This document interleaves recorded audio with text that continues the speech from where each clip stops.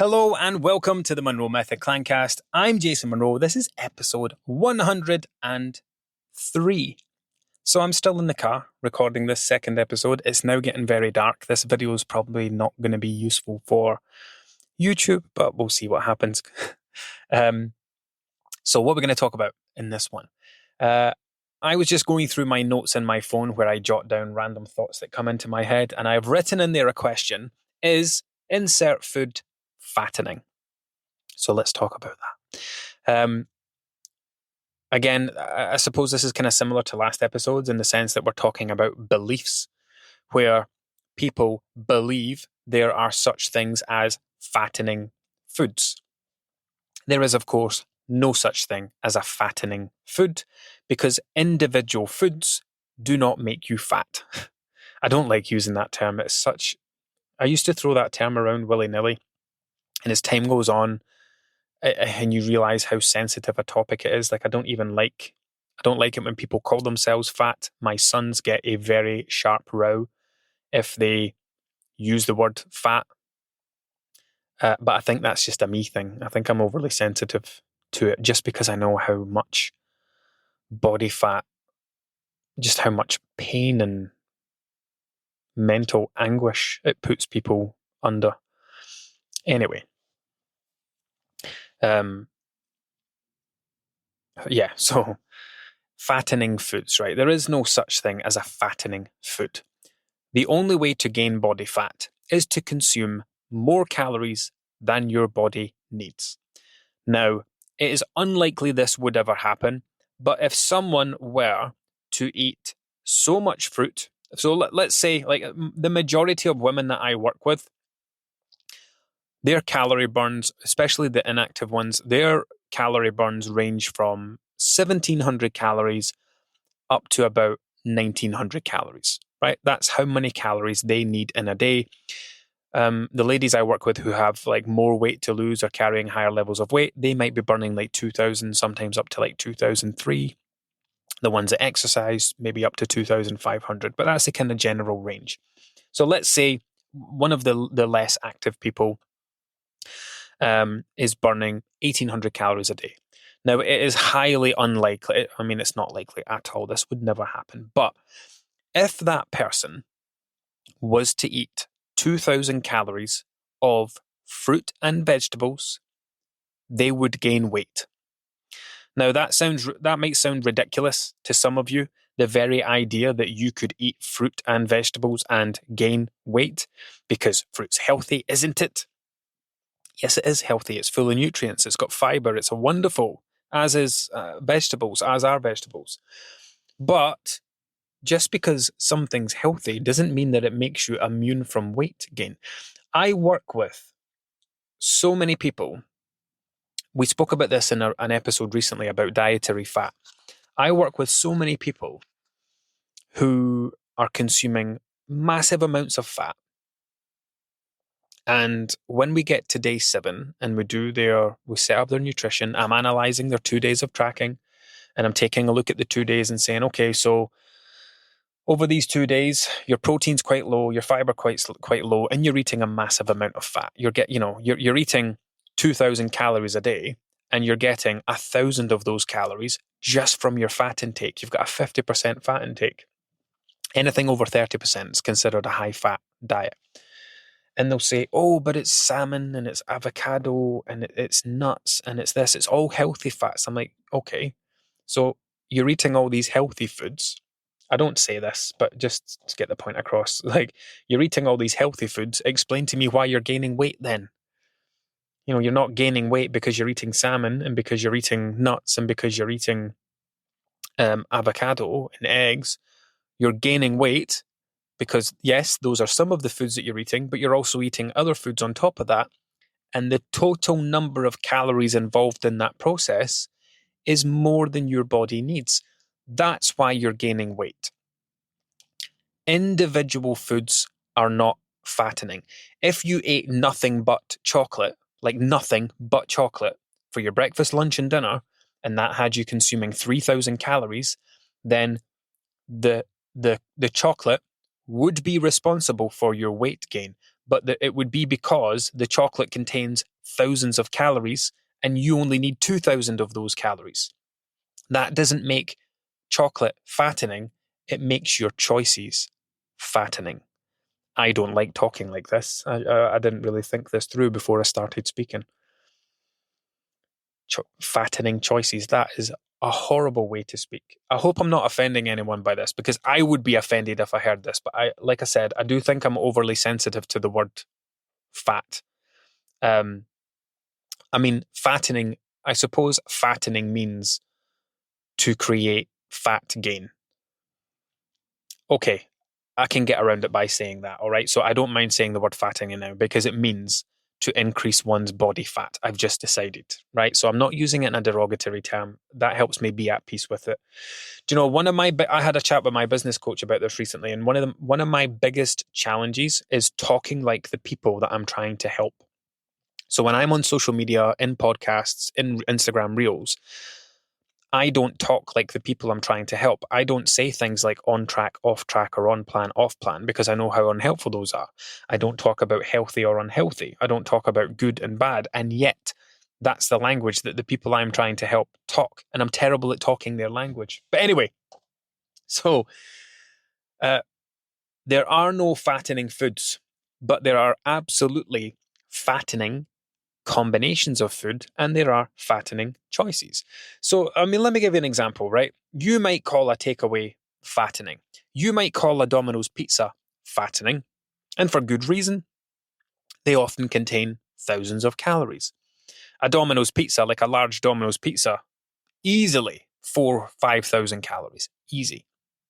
And if you only need 2,000 calories in a day, and you have half a Domino's pizza, and that's just one meal, by the way, that's just your dinner. You're not having anything else. That's just dinner. You've still got breakfast, lunch, snacks, something that you have in front of the TV later on at night, plus you've had this Domino's.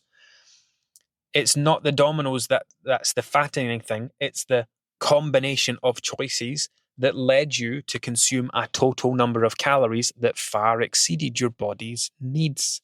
Yes, the Domino's pizza helped you get there faster, but here's the thing. There are lots of different ways to go about eating a Domino's pizza, or to go about eating a takeaway.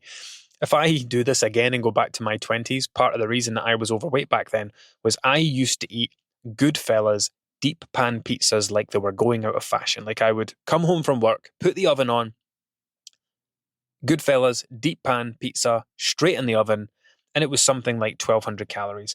And I would eat that entire thing. I might even have some chips with it, and that would have been my dinner. Not an entirely filling dinner either, because it's not a massive pizza, but 1,200 calories for a single dinner. Today, I wouldn't do that. I would not sit down and eat an entire pizza now. I would eat half a pizza with a big side salad to go with it. So the only, I ate pizza in my 20s, I ate pizza in my 30s. The difference now is the pizza that I eat, I have with a side salad. And it's very similar with Domino's. So I had a client, Emma, who was trying to conceive for 17 years. She came and worked with me. She had PCOS. We helped her work on her diet. She lost weight. She improved the balance of her diet. And long story short, she went on and had a beautiful baby girl.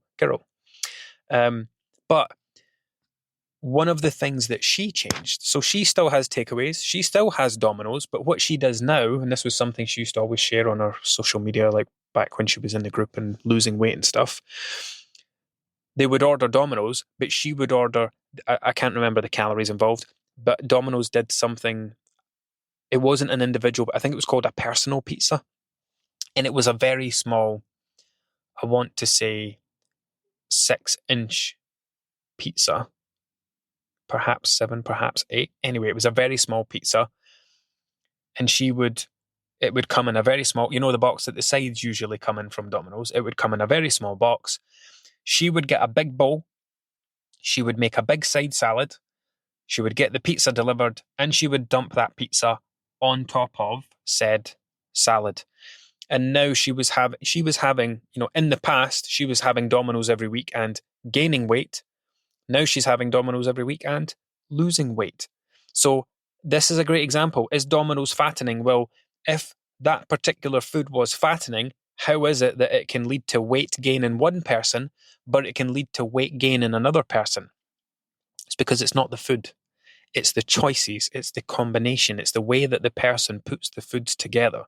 So, in the same way that there are no good and bad diets, there are no no, that's wrong. In the same way that there are no good and bad foods or healthy and unhealthy foods, there are no fattening foods, because individual foods do not do anything. Individual foods need context. If your diet was chocolate, I eat chocolate, I don't know, a few times a week, and I don't gain weight. However, there are other people who eat chocolate every day of the week and gain weight. Is chocolate fattening? Well, I don't think so, because it's not making me fat. It's not making me gain weight. But this other person has it in their diet and they're gaining weight. But it's not the food. It's the combination of choices. So as I was starting to say there, in the same way that there are no good and bad foods, healthy and unhealthy foods, there are no fattening foods. But in the same way that there are good and bad diets, a diet being everything that you eat, again, a diet comprised entirely of chocolate would be a bad diet. It would be an exceptionally unhealthy diet. But also, in the opposite direction, a diet comprised entirely of lettuce, a perceived healthy food, would be a bad diet, because lettuce, if you ate nothing but lettuce, you would die a long, slow, and horrible death from malnutrition. So that's how I if you've ever listened to these episodes in the past where I talk about these things, that's how we kill the healthy and unhealthy food thing, by saying, okay, well, if lettuce is a healthy food, tell me what would happen if all you did was eat lettuce. You would die eventually. And if something would help you die eventually, can we really call it healthy? Can we really call it good? Everything needs context. Good and bad diets exist. Good and bad foods don't. Fattening diets probably, I would say, exists. If your diet is comprised mostly of takeaways and fast food, that would be a fattening diet. Not because of the takeaway, not because of the fast food, but because of how often, how frequently you choose to eat it. Make sense? So are there it's quite an old, I don't know if it's an old wives' tale or if I'm just associating it with older people, but it tends to be the older demographic that I work with, people in their 50s and upwards, 50s, 60s, 70s. They'll often refer to bread as fattening and cakes as fattening. Any kind of bread product, any kind of baked bready type product, they'll describe as fattening. But it's not. It's just that they grew up in a time where they ate lots of bread. Like, if, when they were younger, if they said to their mum, I'm hungry, they will say, well, there's the bread bin. Go get the butter and eat some bread and butter. They call bread fattening. But it was because they were eating so much of it that they were gaining weight. So, to cut this one short, not short, but to not really need to drag this on any longer because it's getting repetitive. No, there are no such thing as fattening foods. There are certainly such a thing as high-calorie foods, which all have a place in your diet. However, the combination of multiple high-calorie foods will eventually lead you to gain weight. Most people to gain weight. So forget individual foods. Nothing's good, nothing's bad, nothing's fattening. You want to address the combination of foods in your diet as a whole. Remember, the way that we define diet, there are two definitions for the word diet. One, let's see if I can remember them off the top of my head. One is the types of foods a group or community habitually eats. So, like, how people talk about the Mediterranean diet or the Western diet or the whatever diet. It's a kind of standard diet, like the Mediterranean diet. The way that they eat around there is like this. The way that they eat in the Western world is like this, right? This is what a diet is. The types of foods that are available to a particular demographic of people in which they routinely eat. Your diet, the way that you're eating right now, that's your diet. Every day of the week, Monday, Tuesday, not just Monday to Friday, Monday to Sunday is your diet. Oh, that's another good podcast episode, actually. Let's do that in the next one. I'm going to type that on my phone right after this. Let's not dive into that anymore. The second definition of the word diet is something like a something of foods or select foods a person restricts themselves to achieve an outcome or to achieve a goal. Now, that doesn't necessarily just mean following a specific diet to lose weight. It could be an elimination diet. It could be an allergy diet. It could be an elimination diet in terms of trying to figure out IBS or intolerances or allergies. It could be a FODMAP diet, again, for kind of similar reasons. So it's not necessarily just for weight loss. There are also kind of like medical diets that people are assigned to follow as well. But that's the two definitions of the word diet. So yeah, no individual fattening foods, but there are certainly fattening diets comprised of multiple high-calorie foods that you're consuming a lot of in a single day, across a week, across a month, which is ultimately leading you to gain weight.